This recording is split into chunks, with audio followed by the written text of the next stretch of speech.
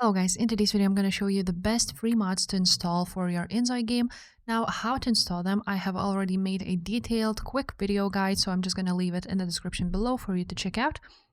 And now to find the mods, you need to go to your browser and write down nexusmods.com and just find the InZOI. Just go on the search bar and search for InZOI, and then you're going to search for mods.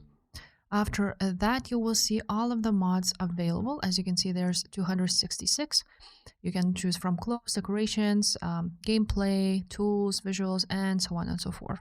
So the first option, the first mod you need is mod enabler, so that your mods would work. After you already have that, you can search for any of those. So what I suggest to do is to install InZOI Optimizer. So what it does, it optimizes InZOI and reduces stuttering, and optimizes basically the asset streaming and like shader handling, asset streaming optimization, CPU and GPU resource management, background processes, and some support for modern systems. Another one I suggest is to download enhanced InZOI visuals. It will disable effects such as vignette, static aberration, and some significantly clearing up the game's image, making hair appear less oily and increasing the draw distance of objects. So this is the one I also suggest.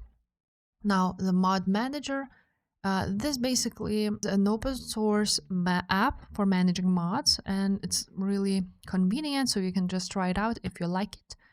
And as you can see, a lot of people also downloaded it. Now, one of the recent ones is remove shower blur. Now, for example, on Sims 4, there would be a blur when a person goes to the shower. Now you can just install this mod and there's no shower blur anymore.